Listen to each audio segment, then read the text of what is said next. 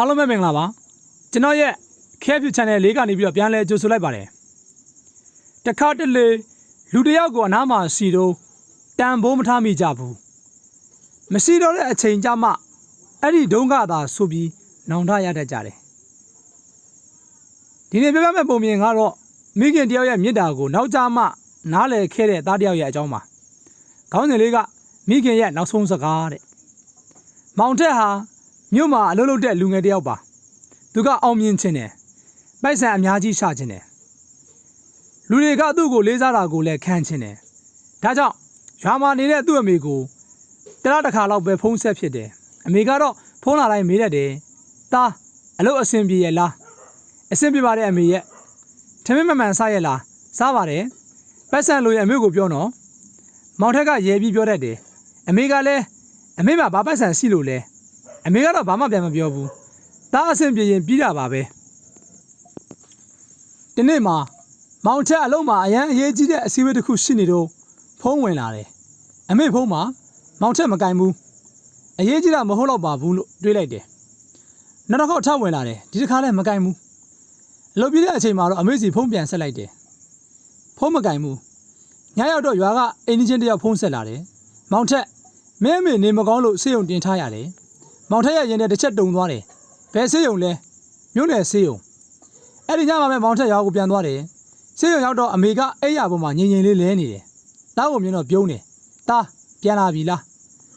မောင်ထက်ကအမေလက်ကိုကင်ပြီးအတန်တိတ်နေတယ်အမေကဖြည်းဖြည်းလေးပြောတယ်တားအလုံးမပြတ်နဲ့နော်တဲ့မောင်ထက်ရဲ့မျက်ရည်တွေကျလာတယ်အမေအတွက်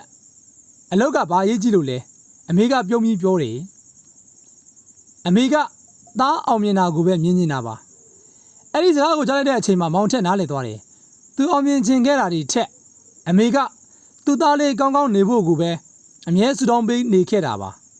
နောက်နေ့မနေ့အမေမရှိတော့ဘူးမောင်ထက်အမေကိုပြန်ရောက်တဲ့အခါအိမ်ထဲမှာအမေအဝတ်အစားတွေ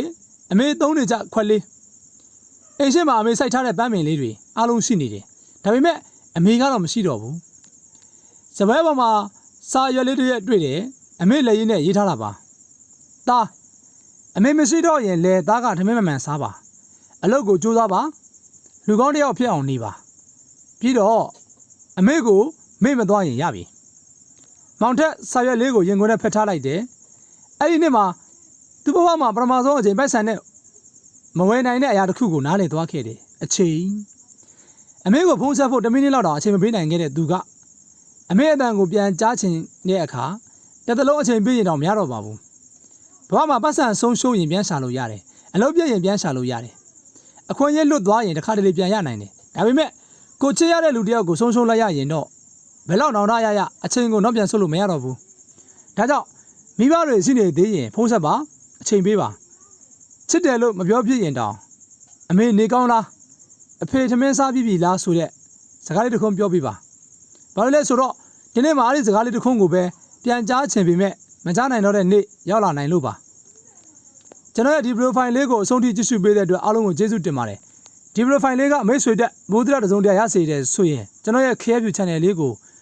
subscribe လုပ်တော့ပြီးဖိတ်ခေါ်ပါတယ်အားလုံးကိုကျေးဇူးတင်ပါတယ်